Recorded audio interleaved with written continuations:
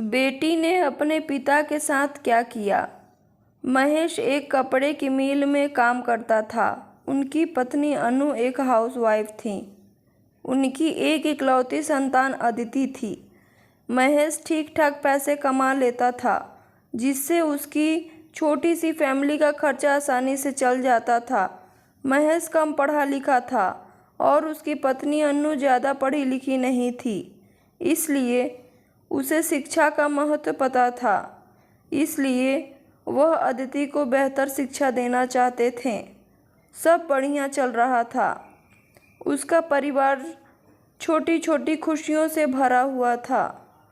तभी मिल में एक मशीन के हादसे में महेश का हाथ कट गया।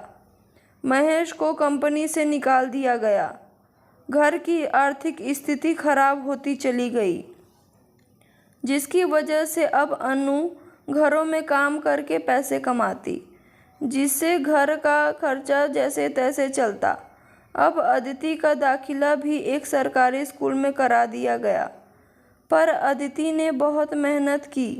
वह अपने घर की आर्थिक स्थिति अच्छी करना चाहती थी। उसके सपने बड़े थे, पर उसने सिचुएशन से समझौता करते हुए 12वीं के बाद बैंक में क्लर्क की परीक्षा पास की।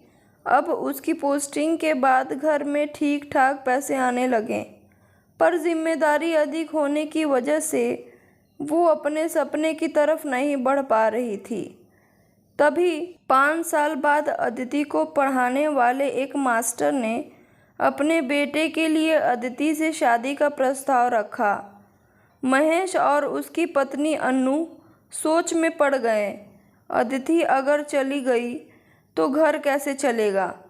पर मास्टर का बेटा अनुज, जिससे अदिति की शादी होने वाली थी, वह एक बहुत अच्छा इंसान था। उसने अदिति के साथ उसकी फैमिली को भी अपनाने की बात कही। सब लोग बहुत खुश हुए और सबकी खुशी से शादी संपन्न हुई। शादी के बाद अपने ससुर के द्वारा प्रोत्साहित किए जाने पर अदिति ने फिर से अपने सपने की तरफ कदम बढ़ाए और कड़ी मेहनत करनी शुरू की। उसके बाद अनुज भी कड़ी मेहनत करता, जिससे दोनों ने यूपीएससी का एग्ज़ाम पास किया और दोनों साथ में अफसर बने। अब सब लोग बहुत खुश थे और अदिति का सपना भी पूरा हो गया।